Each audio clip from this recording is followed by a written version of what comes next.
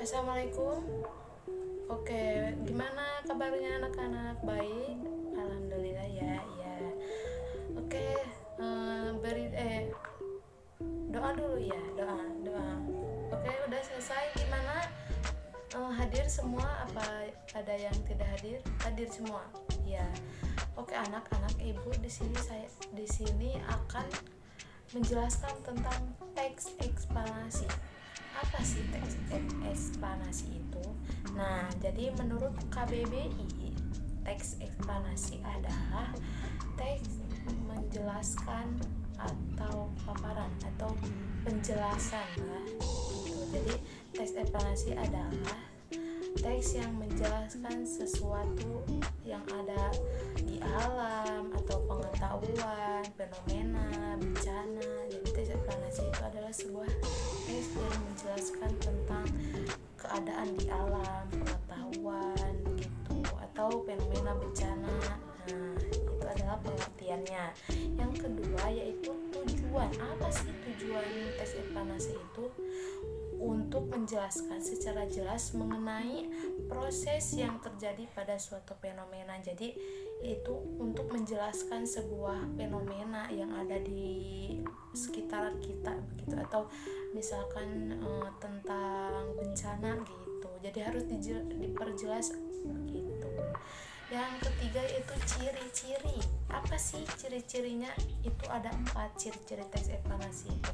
Yang ke-1 adalah informasi yang dimuat berdasarkan fakta. Jadi teks eksplanasi itu harus fakta begitu, jangan hoax kalau zaman sekarang mah begitu. Misalkan bencana alam, tsunami, di mana sih itu tempatnya? Jadi harus tahu tempatnya, apakah memakan korban jiwa, apakah berapa lama itu tsunami-nya begitu. Yang kedua itu hal yang dibahas umumnya berisi atau fenomena yang bersifat keilmuan tuh. Jadi fenomena yang berisikan fenomena kan, bencana juga termasuk itu fenomena. Yang ketiga itu sifatnya informatif dan tidak berusaha mempengaruhi pembaca untuk percaya terhadap hal yang dibahas. Jadi tidak mempengaruhi pembaca begitu. Makanya harus tadi yang ke-1 itu harus fakta begitu. Yang keempat itu fokus pada hal umum atau genetik, bukan partisipasi manusia begitu. Contohnya seperti bencana alam. Jadi bukan membahas tentang berita misalkan ada kemalingan, itu bukan. Jadi teks eksplanasi itu mencari partisipasi bukan manusia, jadi ke bencana, fenomena begitu. Yang ketiga itu struktur teks eksplanasi. Ada berapa sih Bu?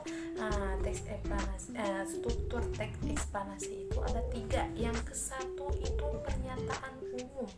Pernyataan umum yaitu berisikan keutuhan topik yang akan dijelaskan seperti proses kejadian, keberadaan, dan sebagainya. Jadi di pernyataan umum itu adalah proses kejadiannya seperti apa. Apakah misalkan nih gempa, apakah langsung tiba-tiba begitu, apakah ada tanda-tanda dulu begitu.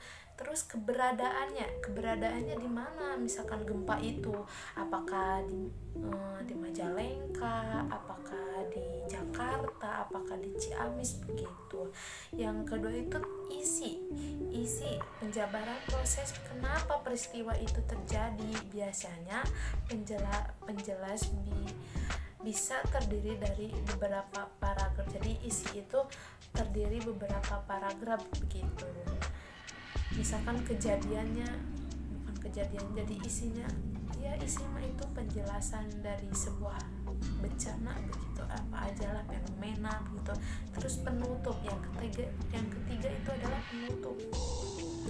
Penutup itu yang mengandung intisari atau kesimpulan dari kejadian atau fenomena yang sudah dibahas. Jadi kesimpulannya di mana begitu, apakah sudah ada mengevakuasi atau belum, atau sudah, misalkan kalau gempa ya sudah ada mengevakuasi, terus apakah sudah ada bantuan-bantuan begitu.